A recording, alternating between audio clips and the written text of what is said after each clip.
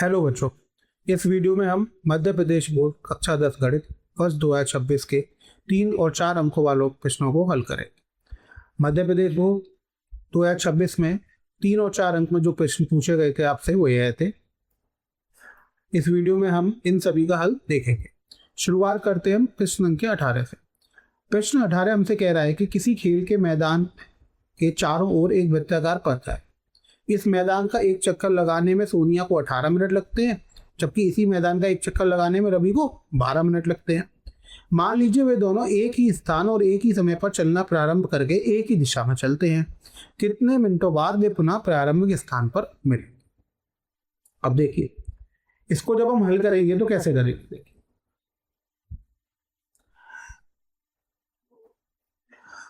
वो हमसे ये कह रहा है कि सोनिया को द्वारा लिया गया समय कितना, 18 मिनट। तो हम यहां पे लिखेंगे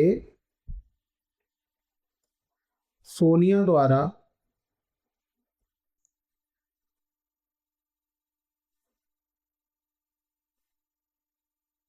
लिया गया समय। ये कितना हो गया बच्चों? ये हो गया आपके पास 18 मिनट। इतनी बात समझ में आ गई। अब हम लिखेंगे रवि द्वारा लिया गया समय। अब रवि द्वारा कितना समय दिया गया है, ये कितना दिया हुआ हमें, वो दिया हुआ है हमें 12 मिनट। अब हमें यह निकालना है कि प्रारंभिक बिंदु पर दोबारा कब मिलेंगे। तो ये दोबारा जितने टाइम बाद मिलेंगे बच्चों, वो कैसे निकलेगा? वो निकलेगा इनके लासा से। हमें 18 मिनट और 12 मिनट का लासा निकालना पड़ेगा। जो भी लासा आएगा उतने टाइम बाद वो मिल जाएगी। तो लासा निकालने के लिए हम अभाज्य गुणनखंड विधि का प्रयोग करेंगे। तो 18 को हम क्या लिख सकते हैं, 2 गुणा 3 गुणा 3 अभाज्य गुणनखंड। 12 को हम क्या लिख सकते हैं, 2 गुणा 2 गुणा 3, ये लिख सकते हैं।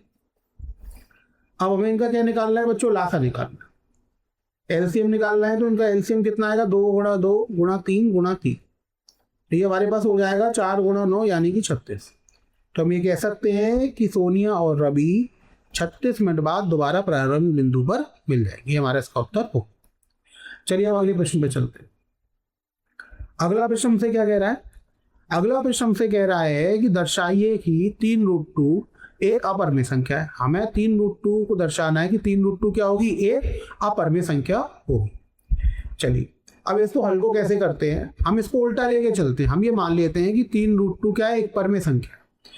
तो हम इसके विपरीत ये मान लें कि 3√2 एक परिमेय संख्या। अब हमें पता है कि किसी भी परिमेय संख्या को दो अभाज्य पूर्णांक के अनुपात के रूप में हम दिखा सकते हैं। तो यहाँ पे हमने क्या करा, दो अभाज्य पूर्णांक संख्या मान ली ए और बी, जहाँ पर बी का मान 0 के बराबर नहीं। तो ये लिख सकते हैं 3√2 किसके बराबर होगा, 1/b के बराबर होगा। 3 को नीचे लिया तो √2 का मान कितना हो गया, a/3b। अब यहाँ पे a, 3 और b तीनों कैसे हैं, पूर्णांक हैं। अब तीनों पूर्णांक हैं तो इसका मतलब a/3b क्या हो जाएगा, एक परिमेय संख्या हो जाएगी। अब ये किसके बराबर है, √2 के। तो √2 भी क्या होगी, एक परिमेय संख्या होगी। लेकिन ये तो हमें ज्ञात होता है ना कि √2 एक अपरिमेय संख्या होती है। लेकिन यह अब हम लिखेंगे इस तथ्य के विरोधाभास प्राप्त होता है कि √2 एक परिमेय संख्या है। अब विरोधाभास आ गया। अब विरोधाभास आया क्यों, क्योंकि हमने जब माना था तो हमने त्रुटि कर दी थी मानने में। हमने क्या मान लिया था, √2 एक परिमेय संख्या, जो कि गलत है। तो इससे हम ये निष्कर्ष निकाल लेते हैं कि √2 क्या है, एक अपरिमेय संख्या। ये आपका सिद्ध हो आगे समझ में आपको। तो इस एग्जाम में आपको ऐसे ही लिख कर आना ही, ठीक है। इसी प्रकार आप इसे अटेम्प्ट कर सकते हैं। चलिए अब अगले प्रश्न में चलते हैं। प्रश्न 19। प्रश्न 19 हमसे क्या कह रहा है, एक छतरी के 8 ताने हैं। एक छतरी के कितने ताने हैं, 8, जो बराबर दूरी पर लगे हुए हैं। छतरी को 45 सेंटीमीटर त्रिज्या वाला एक सपाट वृत्त मानते हुए इसकी दो क्रमागत तानों के बीच का क्षेत्रफल हमें ज्ञात करना है। यही करना है बच्चों। चलिए इसको हल करते हैं। पहले हम क्या करते हैं कि देख लेते हैं इसको चित्र से। जैसे हमने मान लिया कि एक वृत्त है, ये हमारे पास छतरी हो गई जिसकी त्रिज्या कितनी है, 45 सेंटीमीटर। अब इसमें ताने कितनी है, 8। तो सबसे पहले अब इसमें 8 ताने बना लेंगे, ठीक है। देख, तो मैं इसमें आपको 8 ताने बना के यहाँ पे दिखा देगा, है ना बच्चों। ये हमने बना ली तार। बस में कितनी ताने वही देगी, 1 2 3 4 5 6 7 और 8 ताने। अब वो ये कह रहा है कि दो क्रमागत ताने, जैसे 1 और 2, तो इनके बीच का हमें क्या करना है, क्षेत्रफल ज्ञात करना है। ये छायांकित भाग जो है, हमें इसका मान ज्ञात करना है कि ये कितना होगा। और इसका त्रिज्या जो हमें दे रखी है वो कितनी दे रखी है, 45 सेंटीमीटर त्रिज्या दे रखी है वृत्त की। इतनी बात आपको समझ में। तो हम यहाँ पे लिख सकते हैं कि दो, हम क्या लिख सकते हैं यहाँ पे, दो क्रमागत तानों के बीच का क्षेत्रफल किसके बराबर होगा बताइए। अब हम देखेंगे कि ये 8 ताने जो हैं वृत्त को कितने भाग में विभाजित कर रही हैं, 8 भाग में। देखिए 1 2 3 4 5 6 7 8 भागों में विभाजित कर रही। तो अगर हम वृत्त के क्षेत्रफल का 8वां भाग निकाल दें तो इनके तानों के बीच का क्षेत्रफल आ जाएगा। तो ये किसके बराबर हो जाएगा, 1/8 गुणा पाई आर पर, यानी वृत्त के क्षेत्रफल के स्क्वायर के बराबर। यहाँ पे मान रख दीजिए 1/8, पाई का मान हमने रख दिया 22/7, त्रिज्या हमें कितनी दे रखी है, 45 गुणा 45, ये दे रखी है। अब 2 से ये 4 बार जाएगा और 2 से ये कितनी बार जाएगा, 11 बार जाएगा। अगर हम भाग देंगे 2 से तो ये तो चला जाएगा। अब इसका जो मान है बच्चों वो किसके बराबर आ जाएगा, वो आ जाएगा 1/4 गुणा 11/7 गुणा 45 गुणा 45, इसके बराबर आ जाएगा। अब जब हम इसको हल करेंगे बच्चों तो उसका मान आएगा 22275/28। अब इसका वो क्या होगा, यूनिट। तो यहाँ पर हम देखेंगे कि त्रिज्या किसमें दे रखी है, सेंटीमीटर में। तो ये क्षेत्रफल है तो ये किसमें हो जाएगा, सेंटीमीटर स्क्वायर। तो ये हमारे पास इसका उत्तर हो जाएगा। यानी हम ये कह सकते हैं कि दो क्रमागत तानों के बीच का जो क्षेत्रफल होगा वो कितना होगा, 22,275/28। इसका जो मान है उसके सेंटीमीटर स्क्वायर के बराबर हो जाएगा। समझ में आ गया आप लोग।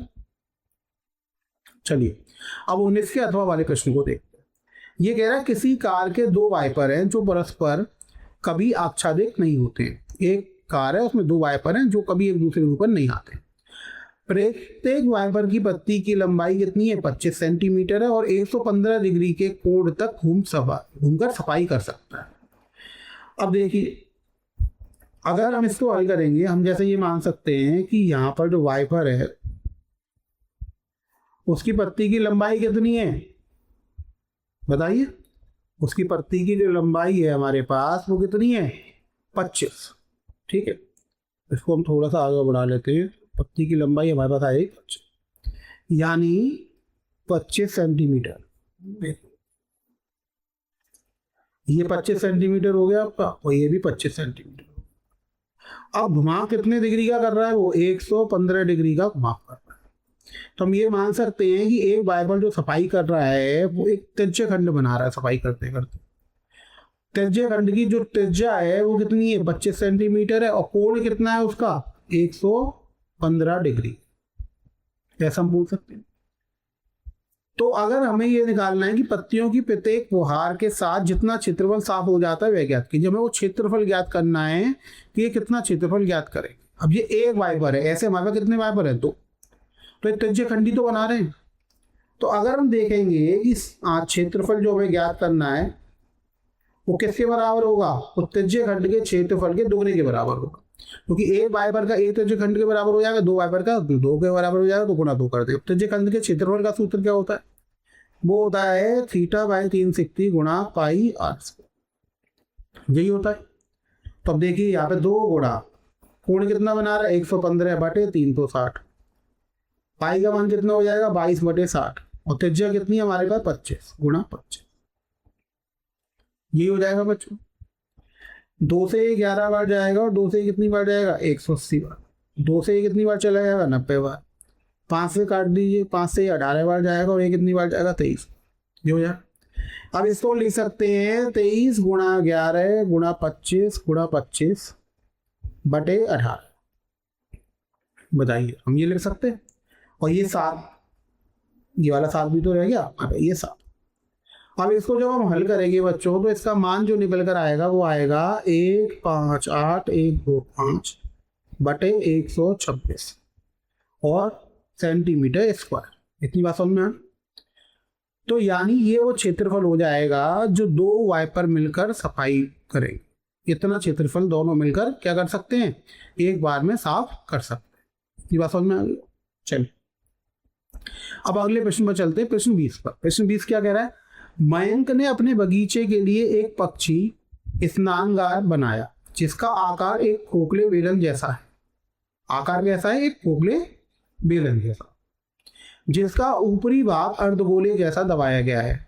बेलन की ऊंचाई जो है वो 1.45 मीटर है और उसकी त्रिज्या कितनी है? 30 सेंटीमीटर।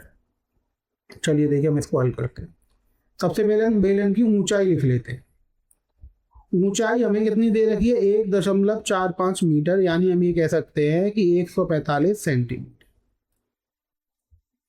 त्रिज्या कितनी है? यहाँ पर त्रिज्या हमारे पास है 30 सेंटीमीटर। इतनी बात समझ में आ गई? ये बेलन है, ये हमें चित्र दिया गया है। तो बेलन की जो ऊंचाई है वो 145 सेंटीमीटर हो गई और बेलन की त्रिज्या कितनी हो गई? 30 सेंटीमीटर। अब जो बेलन की त्रिज्या वही अर्धगोले की त्रिज्या हो गई, क्योंकि दोनों समान त्रिज्या की। अब हमें क्या करना है? इस पक्षी स्नानघर का संपूर्ण पृष्ठीय क्षेत्रफल ज्ञात करना है। चलिए देखिए, अब हमें यहाँ पर संपूर्ण क्या ज्ञात करना है? पृष्ठीय क्षेत्रफल।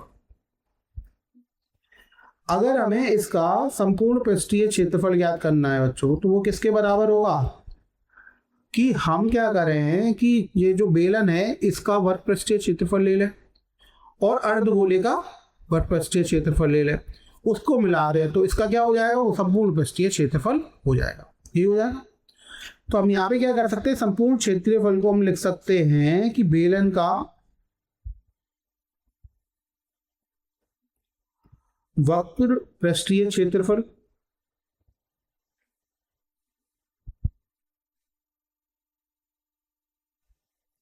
ये लिख सकते हैं, या फिर आप इसको सिंपल ऐसे लिख दीजिए, बेलन का वक्र पृष्ठीय क्षेत्रफल को आप लिख दिए ऐसे CS, ये भी लिख सकते हैं। प्लस अर्धगोले का वक्र पृष्ठीय क्षेत्रफल ऐसे लिख सकते हैं। तो अब इसके मान रख दीजिए, बेलन का वक्र पृष्ठीय क्षेत्रफल कितना होता है बताइए? 2πr। और अर्धगोले का कितना होता है? अर्धगोले का आपका होता है 2πr। और इसमें से 2πr बाहर ले सकते हैं तो ये बच जाएगा h+r। ये अब इनके मान रख दीजिए, 2 गुणा पाई का मान हो गया 22/7, r का मान है हमारे पास 30, गुणा हो जाएगा 145 प्लस 30, h और r का मान रख दीजिए। अब हमें इसको हल करना है ना? तो देखिए हम इसको क्या लिख सकते हैं? 2 गुणा 22/7 गुणा 30 गुणा 145 और 30 कितना हो गया? 175। 175 7 से चला जाएगा, 7 दूनी 14 और 5 ये चला जाएगा। तो ये हमारे पास निकल गया 2 गुणा 22 गुणा 30 गुणा 1 गुणा 25। ये हमारे पास आ गया। अब इसको जब हम हल करेंगे बच्चों, तो इसको हल करने पर हमें मिलेगा 33,000, यानी इसका संपूर्ण पृष्ठीय क्षेत्रफल आ जाएगा 33,000 सेंटीमीटर स्क्वायर। अब अगर हमें इसे मीटर स्क्वायर में लिखना है तो हम क्या करेंगे? 33,000 में भाग दे देंगे। तो मीटर स्क्वायर है तो 2 बार 100 का भाग हो जाएगा, तो ये मीटर स्क्वायर हो जाएगा। तो ये आ जाएगा हमारे पास 3.3 मीटर स्क्वायर। तो ये भी इसका आंसर हो सकता है और ये भी इसका उत्तर हो सकता है। ठीक है, दोनों में से आप कोई भी उत्तर लिखकर आ सकता है। अगर आपको सेंटीमीटर स्क्वायर में लिखना है तो ऊपर वाला लिखिए 33,000 वाला, और मीटर स्क्वायर में लिखना है 3.3 वाला लिखिए। आगे तो चलिए उसके अगले प्रश्न पर चलते हैं, 20 के अथवा वाले प्रश्न। वो हमसे क्या कह रहा है? एक ठोस एक अर्धगोले पर खड़े एक शंकु के आकार का है। अब एक ठोस है, वो कैसा है कि एक अर्धगोले पर एक शंकु खड़ा हुआ है इस आकार का, जैसा आप देख पा रहे हैं, जिसकी त्रिज्या है कितनी है? 1 सेंटीमीटर। यानी अगर हम शंकु की बात करें या फिर अर्धगोले की बात करें तो दोनों की त्रिज्या कितनी है हमारे पास? 1 सेंटीमीटर। वो कहते था शंकु की ऊंचाई त्रिज्या के बराबर है। शंकु की जो ऊंचाई है वो भी किसके बराबर है? त्रिज्या के बराबर है, तो वो भी 1 हो गई। अब हमें इस ठोस का आयतन पाई के पदों में ज्ञात करना। ठीक है, अब देखिए यहां पे हम लिख लेते हैं ठोस का आयतन। क्या लिखेंगे बच्चों? हम ठोस का आयतन ये लिखेंगे। अब ठोस का अगर हमें आयतन निकालना है तो कैसे निकालेंगे? शंकु का आयतन प्लस अर्धगोले का आयतन, यही हो जाएगा। हम क्या करेंगे, शंकु का आयतन और अर्धगोले के आयतन को जोड़ दे, यही हो जाएगा। तो इनके आयतन का जो योग होगा वो क्या देगा हमें? ठोस का आयतन देगा। अब देखिए, आयतन को हम क्या मान लेते हैं? ठोस के आयतन को भी मान लेते हैं। शंकु के आयतन का सूत्र कितना होता है? 1/3 पाई आर स्क्वायर, सही होता है। अर्धगोले के आयतन का सूत्र क्या होता है बताइए? 2/3 पाई आर, सही होता है। अब यहाँ पे मान रख दीजिए, यहाँ पे आर का मान भी एक है और एच का मान भी एक है, तो 1/3 पाई 1 का वर्ग गुणा 1 प्लस 2/3 पाई 1 का, तो ये हमारे पास आ जाएगा पाई/3 प्लस 2 पाई/3, जो हो जाएगा। 3 लासा ले लेंगे तो जो हो जाएगा पाई प्लस 2 पाई, यानी कि 3 पाई/3। 3 से 3 कट गया तो कितना आ गया? पाई। तो इसका जो आयतन हो गया वो हो गया पाई सेंटीमीटर क्यूब। ये हमारे पास इसका उत्तर निकल कर आ गया। यानी ठोस का जो आयतन है वो हमें पाई के पदों में ज्ञात करना, तो कितना निकल कर आ गया? पाई। चलिए अब अगले प्रश्न में चलते।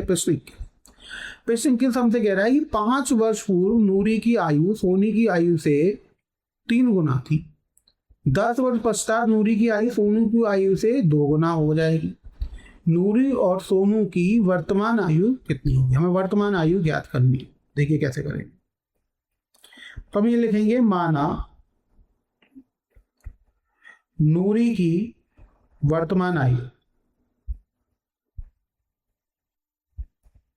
हमने क्या करा, नूरी की वर्तमान आयु को मान लिया x वर्ष, मान लिया, तथा सोनू की वर्तमान आयु, अब सोनू की वर्तमान आयु को हमने मान लिया y वर्ष, तो दोनों की आयु को हमने मान लिया x वर्ष और y वर्ष। अब हमें x और y के मान यहां पर निकालें। अब देखिए 5 वर्ष पूर्व स्थिति एक, सबसे पहले हम स्थिति एक देखते हैं। स्थिति एक क्या कह रहा है? 5 वर्ष पूर्व, 5 वर्ष पहले नूरी की आयु सोनू की आयु की 3 गुना थी। तो 5 वर्ष पहले नूरी की आयु कितनी हो जाएगी? x - 5। अभी x है तो 5 वर्ष पहले कितनी होगी? x - 5। ये बराबर होगा 3 गुना y - 5 के, क्योंकि वो 3 गुना थी ना सोनू की आयु। तो 5 वर्ष को सोनू की आयु कितनी होगी? y - 5। तो इसको हम लिख सकते हैं x - 5 बराबर 3y - 15। तो x बराबर हम यहां से कितना लिख सकते हैं? 3y - 10। ये हमारा पहला समीकरण हो। इतनी बात समझ में आ गई। अब हम स्थिति 2 देखेंगे। हमें दूसरी स्थिति दे रखी है। स्थिति 2 हमें दे रखी है 10 वर्ष पश्चात, यानी अब से 10 वर्ष बाद। तो 10 वर्ष बाद बच्चों नूरी की आयु कितनी हो जाएगी? x + 10। अभी x है तो x + 10। वो सोनू की आयु की 2 दुनी रहती है, दुगनी। तो दुगनी कितनी हो जाएगी? ये y + 10 हो जाएगा। तो इसको हम लिखेंगे तो ये हो जाएगा x + 10 बराबर 2y + 20। अब x का मान समीकरण 1 से यहाँ पे रख दीजिए, तो x का मान हो जाएगा 3y - 10 + 10। हमने ये वाला मान यहाँ पे x का रख दिया, बराबर 2y + 20। 10 से 10 कट गया। जब 2y इधर की तरफ आएगा तो माइनस हो जाएगा। 3y - 2y कितना हो गया? y। तो y का मान कितना आ गया? 20। यानी हम ये कह सकते हैं कि जो सोनू की आयु है वो कितनी है? 20 वर्ष। अब हमें सोनू की आयु तो मिल गई, अब हमें किसकी आयु ज्ञात करनी है? नूरी। तो हम यहाँ पे लिखेंगे y बराबर 20 समीकरण 1 में रखने पर, 1 में रख देते, समीकरण 1 में रखने पर। अब समीकरण 1 में हम इसका मान रख देते हैं, तो x का मान आ जाएगा 3 × 20 - 10, 60 - 10। तो x का मान कितना आ गया? 50। ये हमारे पास किसकी आयु आ गई? नूरी की आयु। तो नूरी की आयु कितनी हो गई? 50 वर्ष। तो सोनू की आयु कितनी हो गई? 20 वर्ष। ये हमारे पास उत्तर निकल कर आ। समझ में आ गया हम लोगों को? चलिए अब अगले प्रश्न में चलते हैं 21 का और बना हुआ। वो हमसे कह रहा है कि 2x प्लस 3y बराबर 11 और 2x माइनस 4y बराबर -24 को हल कीजिए और इससे m का वह मान ज्ञात कीजिए जिसके लिए y बराबर mx प्लस 3 हो। यानी पहले हमें दिए गए दोनों समीकरणों को हल कर x और y के मान निकालने, फिर x और y के मानों को y बराबर mx प्लस 3 समीकरण में रखकर किसका मान निकालना है, m का मान निकालना है। तो चलिए इसको हल करते हैं। यहाँ पे देखिए पहला समीकरण हमें दे रखा है 2x प्लस 3y बराबर 11 दे रखा, और दूसरा समीकरण हमें दे रखा है 2x माइनस 4y बराबर -24।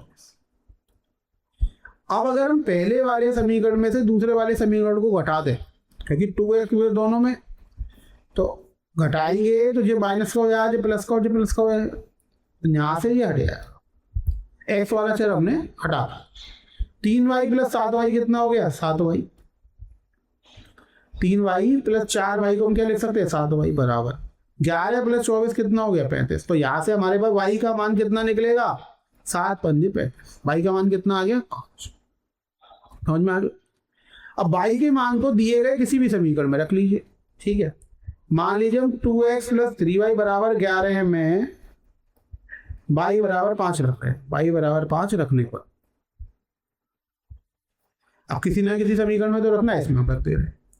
तो जो हो जाएगा 2x प्लस 3 पंजे 15 बराबर 11, और 2x बराबर हो जाएगा -4, तो x का मान कितना हो जाएगा, -2। तो यहाँ से हमें जो हल मिले वो मिले x बराबर -2 और y बराबर 5। ये हमें दिए गए समीकरणों के क्या मिल गए, हल मिल गए। एक तो हमें ये ज्ञात करना था। अब वो ये कह रहा है जब हल मिल जाए तो m का ऐसा मान ज्ञात करिए कि y बराबर क्या हो जाए, mx प्लस 3 हो जाए। हमें ये ज्ञात करना है कि y बराबर कितना हो जाए, mx प्लस 3 हो जाए, ठीक है। तो देखिए हम करेंगे। अब y बराबर हमारे पास mx प्लस 3 है, तो इसमें x और y के मान रख दे रहे हैं। तो y का मान कितना हो गया, 5 बराबर x का मान हो गया -2 प्लस 3। 5 में से 3 जाएगा इधर हो जाएगा 2 बराबर -2m, 2 से 2 चला गया। तो यहाँ पे m का मान कितना आ गया, -1। m का मान ज्ञात करना था, ये भी हमारे पास उत्तर निकल कर। तो x का मान आ गया -2, y का 5 और m का -1। समझ में आ गया आपको, ये आपका प्रश्न हल हो गया। चलिए अब अगले प्रश्न पर चलते हैं, प्रश्न 22। वो हमसे कह रहा है निम्नलिखित सारणी किसी मोहल्ले के 25 परिवारों में भोजन पर हुए दैनिक व्यय को दर्शाती है। दैनिक व्यय हमें दे रखा है, परिवारों की संख्या दे रखी है, यानी 100 से 150 रुपए के बीच में जो व्यय होता है वो 4 परिवारों का होता है, 150 से 200 के बीच में 5 परिवारों का, इसी तरीके से। वो कह रहा है इस उपयुक्त विधि द्वारा भोजन पर हुआ माध्य व्यय ज्ञात कीजिए। हमें माध्य ज्ञात करना है व्यय का। तो देखिए हमने सारणी पहले से ही बना दी है जिससे आपको आराम से समझ में आ जाए। यहाँ पर हमने दैनिक व्यय लिख दिया 100, 150, 150, 200, 200, 250, 250, 300, 300 से 350। परिवारों की संख्या क्या हो जाएगी, यहाँ पे FI का मान हो जाएगा, ये हमने लिख दिया 4, 5, 12, 2 और 2 जो हो गया हमारे पास। तो यहाँ पे इन सबको हमने जोड़ा तो ये आ गया 4, 5, 9, 12, 9, 21, 22, 23, 24 पर। तो समेसन FI का मान कितना आ गया, 25। अब वर्ग चिन्ह निकाला। वर्ग चिन्ह हमारे पास कैसे निकलता है, वर्ग जो अंतराल होता है उसकी ऊपरी सीमा प्लस निचली सीमा भाग में 2। तो 100 प्लस 150 कितना हो गया, 250। 250 बटे 2 कितना हो गया, 125। 150 प्लस 200 कितना हो गया, 350 बटे 2, 175। तो इस तरीके से हमने सारे वर्ग चिन्ह निकाले। अब वर्ग चिन्ह को हमने बोल दिया xi और इसको संख्या को हमने क्या बोल दिया, FI। अब हमने xi FI का मान निकाला। तो 4 गुणा 125 कितना हो गया बच्चों, 500। 5 गुणा 175 कितना हो गया, 875 हो गया। 12 गुणा 225 2700 हो गया। 2 गुणा 275 550 हो गया। 2 गुणा 325 650। तो इनका मान हमने जोड़ दिया। तो जोड़ने पर ये कितना आ रहा है, 5275। अब हमें यहाँ पे क्या ज्ञात करना है, माध्य व्यय का माध्य ज्ञात करना है x बार। इसका सूत्र हमें पता होता है। इसका सूत्र क्या होता है, समेसन FI xi बटे समेसन FI, यही इसका सूत्र होता है। इसमें इसका मान रख दीजिए तो जो हो जाएगा 5275 बटे में कितना आ जाएगा, 25।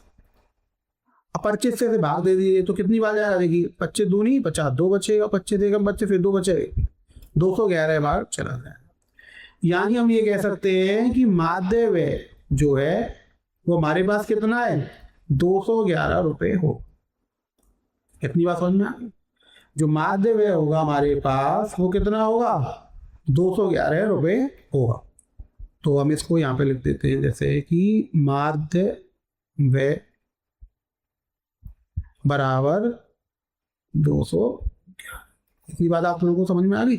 ये हमारे पास क्या निकल कर आ गया, उत्तर निकल कर आ ये उत्तर। इसमें कोई परेशानी तो नहीं है आप लोग। चल अब अगले प्रश्न की तरफ चलते हैं। अगला प्रश्न हमसे क्या कह रहा है, इसका अथवा वाला भाग। निम्नलिखित सारणी किसी अस्पताल में एक विशेष वर्ग में भर्ती हुए रोगियों की आयु को दर्शाती है। किसको दर्शाती है, आयु को दर्शाती है। तो जैसे आयु वर्षों में 5 से 15 वर्ष के आयु के कितने रोगी आ गए, 6। 15 से 25 वर्ष आयु के रोगी कितने, 11। 25 से 35 वर्ष के 21। 35 से 45 वर्ष के 20। 45 से 55 वर्ष के 14 और 55 से 65 तक के 5। अब हमें इन आंकड़ों का क्या ज्ञात करना है, बहुलक ज्ञात करना है। अब सबसे पहले बहुलक वर्ग हमें निकालना पड़ेगा। अगर हमें बहुलक ज्ञात करना है तो सबसे पहले हमें क्या करना पड़ेगा, बहुलक वर्ग ज्ञात करना पड़ेगा। अब बहुलक वर्ग कौन सा होता है बताइए। बहुलक वर्ग वो होता है जिसका मान रोगियों की संख्या जहां पर सबसे ज्यादा होगी। बहुलक वर्ग कौन सा वर्ग हो जाएगा, जहां पर रोगियों की संख्या क्या होगी, सबसे ज्यादा हो। यही तो हो जाएगा। तो हमारे पास बहुलक वर्ग यहाँ पे कौन सा हो जाएगा, रोगियों की संख्या सबसे ज्यादा यहाँ पे कितनी है, 21। तो बहुलक वर्ग कौन सा हो जाएगा, 25 से लेकर 35। तो हम यहाँ पे लिख देंगे बहुलक वर्ग हो गया हमारे पास 25 से 35। ठीक है। अब बहुलक ज्ञात करने का सूत्र क्या होता है, देखिए सबसे पहले हम बहुलक ज्ञात करने का सूत्र लिख लेते हैं। बहुलक ज्ञात करने का बच्चों जो सूत्र होता है वो क्या होता है, देखिए बहुलक ज्ञात करने का हमारे पास सूत्र होता है L plus F1 minus F0 बटे 2F1 माइनस F0 F2 गुना H। ठीक होता है। अब यहां पर हमें क्या करना है, L का मान निकालना है, F1 F0 F1 F0 F2 इन सब का मान और H का। अब जो होते क्या कहें, देखिए सबसे पहले L का मान निकालिए। L क्या होता है, बहुलक वर्ग की निचली सीमा। बहुलक वर्ग की निचली सीमा। अब बहुलक वर्ग कितना है यहाँ पे, 25 से 35। तो उसकी निचली सीमा कितनी हो गई, 25 हो गई। तो L का मान कितना आ गया, 25। H क्या होता है, बहुलक वर्ग का अंतराल। बहुलक वर्ग 25 से कहाँ तक जा रहा है, 35 तक। तो इसका अंतराल कितना हो गया, 10 का। ऊपरी सीमा में से निचली सीमा को बता दीजिए, 35 माइनस 25 कितना हो गया, 10। F1 क्या होता है, बारंबारता। किसकी, बहुलक वर्ग की बारंबारता। यानी इसमें जो अधिकतम बारंबारता होती है वो वाला वर्ग क्या कहलाता है, बहुलक वर्ग। तो हमें उसकी बारंबारता का मान F1 मानना होता है। तो ये F1 का मान हो गया। F1 का मान कितना हो गया, 21। F0 का मान क्या होता है, पिछले वाले बहुलक वर्ग से पिछले वर्ग की बारंबारता। तो जिसका मान कितना हो गया, 11। और F2 होता है बहुलक वर्ग के बाद वाले वर्ग की बारंबारता। तो इसका मान कितना हो गया, 20। ये हमें सभी मान में लिखा। और यहाँ पर मानों को हम इसमें रख देंगे। तो देखिए L का मान कितना है हमारे पास, L का मान है हमारे पास 25 प्लस यहाँ पे मान रखिए F1 का मान कितना हो गया हमारे पास, F1 का मान हो गया 21 माइनस 11 जो हो गया 2 गुणा 21 माइनस 11 माइनस 20। और H का मान कितना है हमारे पास, 10। जी हो जाए हल करेंगे। देखिए इसे 25 प्लस, अगर हम 21 में से 11 घटा देंगे तो हमारे पास कितना आएगा, 10। 2 गुणा 21 कितना हो गया, 42। 42 में से 31 चला जाएगा तो यहाँ पे कितना बच जाएगा, 11 बच जाएगा। और गुणा आ गया यहाँ पे 10 आ गया। इतनी बात आपको समझ में आ गई। तो ये हमारे पास हो गया 25 प्लस 100/11। 100/11 को अगर हम 100 को 11 से भाग देंगे तो ये आएगा 9.09। इतनी आएगा 9.09। अब अगर हम इसको जोड़ देंगे तो ये आएगा 34.09। बस ये हमारे पास क्या आ गया, बहुलक का मान आ गया। तो इसके बहुलक का मान कितना हो जाएगा, 34.09। बस समझ में आ गया आप लोग को। चलिए अगले प्रश्न पे चलते हैं। प्रश्न 23। तो यही इसका उत्तर हो जाएगा हमारे पास, है ना, यही बहुलक है, यही इसका उत्तर हो जाएगा। बहुलक ही हमें ज्ञात करना था। प्रश्न 23 हमसे क्या कह रहा है कि 1.5 मीटर लंबा एक प्रेक्षक एक चिमनी से 28.5 मीटर की दूरी पर है।